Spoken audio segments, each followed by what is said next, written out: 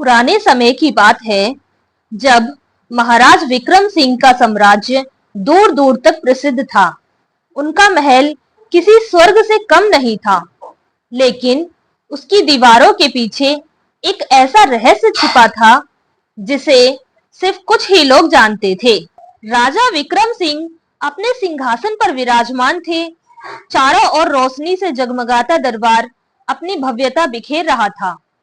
रानी वसुंधरा राजा के पास बैठी थी। मंत्रीगण और सैनिक भी अपनी अपनी जगह पर खड़े थे। अचानक एक सैनिक तेजी से दरबार में आया और प्रणाम करके बोला, महाराज, राज्य में कुछ अजनबी घूमते देखे गए हैं। उनके हाव भाव सामान्य नहीं लग रहे। राजा गंभीर हो गया। क्या वे हमारे राज्य के लिए खतरा बन सकते हैं? उन्होंने मंत्री से पूछा। मंत्री ने सिर झुका दिया। महाराज, अभी कुछ कहा नहीं जा सकता, लेकिन हमें सतर्क रहना होगा। रानी वसुंधरा चुपचाप सब सुन रही थी।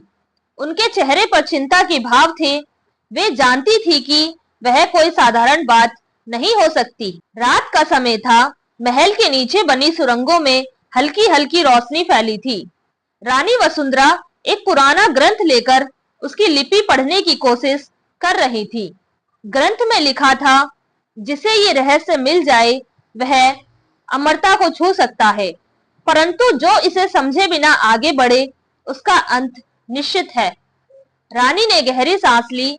वे जानती थी कि यह महल सिर्फ सोने चांदी से नहीं बना था, बल्कि इसकी नींव में सदियों पुराने रहस्य दफन थे।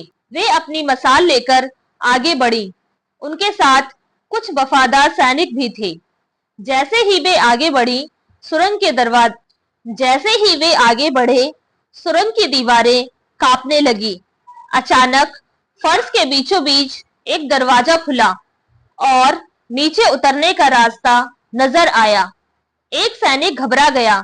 महारानी, यह बहुत खतरनाक लग रहा है।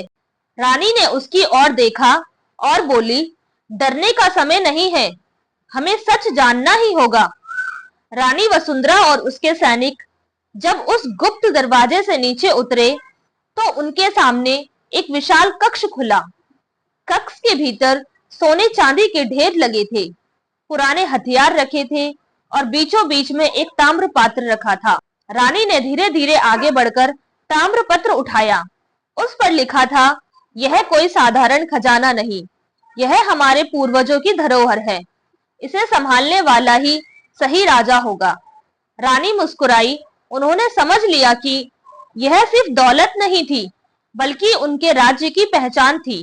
वे तेजी से बाहर आई और राजा विक्रम सिंह को सारी बात बताई। अगले दिन दरबार में घोषणा की गई कि राज्य को अपनी असली विरासत मिल गई है। राजा विक्रम सिंह ने पूरे दरबार के सामने कहा, जो अपने इतिहास को पहचानता है वही सच्चा शासक होता है। पूरा दरबार जय जयकार से गूंज उठा।